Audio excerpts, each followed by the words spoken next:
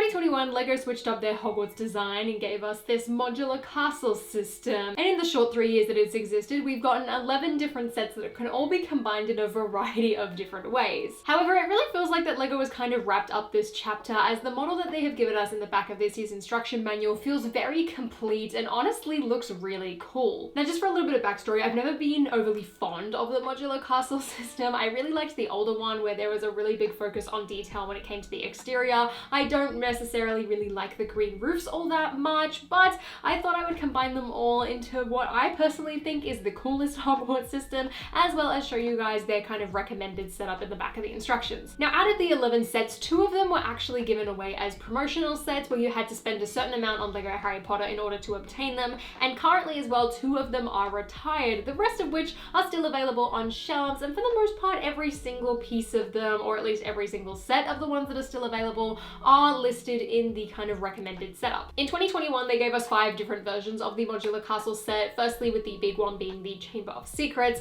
There was also the Fluffy Encounter and First Flying Lesson, which both are retired now, not to mention my personal favorite, which was the Polyjuice Potion Mistake, and then lastly they gave away a promo with the Gryffindor Dormitory. In 2022, we got 4 more sets, including Dumbledore's Office, Sirius's Rescue, the Hospital Wing, as well as the Grand Staircase, which was a promotion. And then for 2022, we got 2 castles, which were both themed around Deathly Hallows and both sitting at that mid-range price point, being the Room of Requirement as well as the Battle for Hogwarts. And if you were to purchase every single one of these sets these days, straight up brand new, including the aftermarket prices of the retired sets as well as the promotions, this entire setup would cost you $650 which is insane. Of course, the promos do inflate that slightly, and if you got the First Flying Lesson and Fluffy Encounter while they were on shelves, you would save yourself a couple of dollars there, but even still, that is a lot of money to spend on this system. If you only wanted to make the recommended setup though, the whole system would cost you $480, which is a considerable saving, but still a lot of money, especially since the microscale Hogwarts Castle is $450, and when it originally released as well was $400, so it kind of just puts this whole system into perspective a little bit for you when you think about the price point. Obviously, it's easier to kind of accumulate all of these sets over time, but also you don't really know how the whole system is going to turn out. And with all of these sets as well, you would get a grand total of 46 different minifigures, and that does exclude the special limited edition golden ones that came in the 20th anniversary sets. And even with just the recommended setup, you would still get a considerable amount of characters, as you would have 37 different minifigures in total. I guess also a really good thing to mention too is that the nanoscale Hogwarts Castle is coming out later this September and will cost $170. So really, I guess it's all about how much space you have, what type of Hogwarts system you want, as well as just how much money you are prepared to spend in order to get a really sick or big layout. First things first, let me tell you, getting the recommended Hogwarts setup perfect is really difficult. I found it incredibly hard to actually work out what pieces are supposed to go where. There are a ton of pieces specifically from the Battle of Hogwarts that are just like tiny little segments that you would build up that have to be detached and rearranged, and overall there are parts that definitely are not that stable. One thing that really surprised me is that the viaduct bridge actually doesn't connect to the rest of the castle. There were also a couple of things that I couldn't get quite right or stuffed up at first. The Dumbledore's Office and Hospital Wing sections really messed me up just because of all of the hinges. I just didn't understand how it connected at first, and I really had to look at the second image of the interior to work out where everything was supposed to go. But even then, you can't exactly see where every piece kind of goes. You just really have to guess with a little bit of it, and I think overall this process maybe took me half an hour to figure out. It is not the easiest thing in the world. It's definitely way harder than I thought it would be, and I got very confused, but eventually we made it. This was way more difficult to figure out how to put together than it probably should be. I actually quite liked this, just looking at the picture. I thought it was really cool how it all comes together, and I still feel like that to an extent. I think it's really clever how some of the pieces were used in order to create this whole scene. But now that it's in front of me, I can't say I'm a fan. I don't know what it is about it. I think it's just because of how kind of awkward it is to put together. Like this whole bridge section, I thought it would have attached. It doesn't. Everything else attaches to each other, but in like a really strange way. I think it's really clever how all of the corner pieces were used that can hinge, like the hospital wing and even Dumbledore's office. I didn't actually realize, but you're supposed to utilize kind of one of the hinge pieces in this model. Otherwise, I don't know. I can't see how this is very very good to play with. It's also definitely at least not as deep as I was expecting, which is really good. Like, you could fit this on a pretty decently sized shelf, I would say, and it would be fine. And it does have a really nice silhouette to it, but for a playset, I don't actually think this is very good. Now, on the inside, there are a couple of things that I've modded. So, for example, I modded the kind of Defense Against the Dark Arts classroom. You're actually supposed to put kind of one of the window pieces from Dumbledore's office in there if you look closely at the picture. Otherwise, I mean, it was kind of easy to put together, but not really. It's a lot more fiddly than I initially anticipated. It took me way longer to do than I anticipated. Or I feel like I'm just kind of left with a few mixed feelings with this whole system. Because at the end of the day, this is supposed to be a playset, so the fact that it is a little bit too complicated to put together, I really think brings this whole kind of system down a bit. Now, that being said, again, I didn't like this to begin with, so maybe that does influence my opinion here. But for me, at least, seeing it in person and kind of having the whole layout in front of me has really swayed my mind. I think this was really good on paper. I think as a photo, this looks really cool, and seeing it at least from the front or in a video like this it's pretty neat, but just I don't think this is very practical at all. And I think that's the major problem that I have with this. It's really good in concept, but just doesn't really work in front of you. That being said, I'm gonna see if I can mod it a little bit just to fit in all of the rest of the sets and see how they kind of work with this recommended layout. So if you do want to display all of the sets in that kind of shape, you can do so. The best thing about the modular though is just how customizable it can be. I mean, really, the Battle for Hogwarts really got to showcase that off with the amount of things that you could move around, how they created this kind of archway down the bottom, and even these two little peaks over here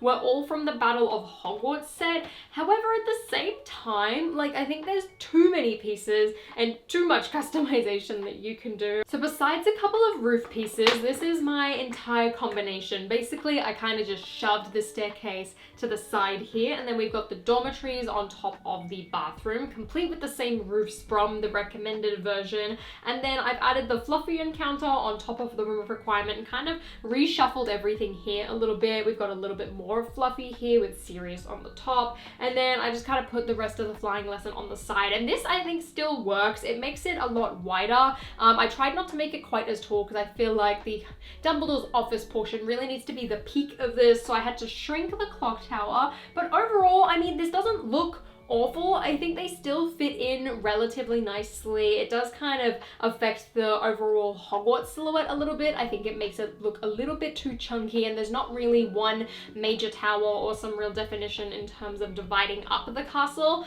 But considering I've managed to fit pretty much every single piece all together in a layout that doesn't take up the entire table is pretty impressive. I'm kind of a little, I guess, just, you know, kind of taken back here. So I'm gonna take everything down and kind of try to create my own little Hogwarts Castle layout here and see what I can come up with, essentially. As I got started on my own Hogwarts layout, the biggest thing in my mind going through was to make the silhouette kind of look as much like the official Hogwarts Castle as possible. That meant I had to have one really tall tower on the left. I needed to kind of keep the Great Hall the same, as well as incorporate the viaduct bridge, and as much as I can, try and keep the rock work on the bottom. There are so many different elements to these Hogwarts castles now. There was no way I was going to be able to use every single piece, and I'd probably have some roofs left over, but I really wanted to make sure that every single room was incorporated somehow without making it feel too deep, as this castle can very easily get out of hand. After half an hour of confusion and kind of battling with this castle system, here's the layout that I created, and I'm really happy with it. It does look a little bit strange and a little bit bulky, but it fits every single piece in besides a couple of roofs, and I think it turned out really good. It's quite deep, and really everything is attached besides the viaduct bridge. That's the only thing that is actually not connected to one another, and that is something that I tried really hard to kind of do. I also tried to kind of follow the whole silhouette of the Hogwarts Castle in general by having like the Great Hall and a big tower, and then the Astronomy Tower, and then like a couple of other buildings, because technically the clock tower's here, and I think I did it pretty well. I mean, there's definitely a lot of room for improvement, but granted, there's a lot of pieces here that I was trying to shove in to one another. So, you know, you gotta give me a bit of leeway. So let me talk you through it a little bit. So I kind of started off with the Chamber of Secret gate and the Chamber of Secrets, as well as the kind of Great Hall build over here. And then I tried to make the courtyard that was mostly really shown throughout the Battle of Hogwarts. So I used kind of that tower piece there, as well as a couple of the archways, and just kind of used as many rocky pieces as I could find to really create the base. I then took the top half of Dumbledore's office and really made that its own structure there, which is sat on top of some of the pieces from the flying lesson, as well as some more Battle for Hogwarts. And then as we go across here, we have the slide from the Chamber of Secrets, as well as the Defense Against the Dark Arts classroom, the Polyjuice potion with a little bit of fluffy encounter mixed in there, as well as some hospital wing. And then I feel like everything else is just kind of a big smush of things. I mean, over this side, I have the dormitory at the very bottom with the Room of Requirement on the top, and then kind of topped it all off with the clock tower from the hospital wing, and then fluffy encounters over here, the bottom of Dumbledore's office. And then on the inside as well, there is the staircase. And I feel like overall this turned out pretty good. I mean, this whole system is really messy in my opinion. It's really hard, I think, to create something super good. I mean, ultimately these are really good for playing with or for mocks, but in terms of display, even I guess like the complete system like we've got now, to me, I'm still not a huge fan of it. I don't think it looks overly that good. It looks really nice in photos, but it's not something that I would ever consider displaying on my shelf. I think you are much better off getting some of the older sets, or even kind of the micro scale or nano scale Hogwarts castles if you really want that kind of Hogwarts silhouette. This is really good if you want a couple of minifigures or a specific scene from a specific movie, but just in terms of, I guess, like a general Hogwarts thing, this system is really not that good overall. This personally is my favorite model though, and it's been really fun to kind of combine and just test out all of these modular Hogwarts castles over the last couple of years. I don't know if this is going to be the end. I'm really under the assumption that it is, given that the last system lasted for 3 years, and just seeing the image in the back of the instruction manual, it does feel very final to me. So I feel like we could definitely see a new Hogwarts system next year, which I'm really excited to see what that turns out like. I really hope that the exteriors kind of reflect more accurately what the Hogwarts castle looks like. I think this has been really fun, but overall, I don't know, I don't think it's something that looks really good on a shelf. But let me know what you think about this entire system, the recommended layout, as well as my custom layout in the comments down below. And if you want to check out my individual reviews or a couple more combinations of this system, be sure to check them out on the end screen now. But be sure to consider subscribing to the channel, and until next time guys, I'll see you later.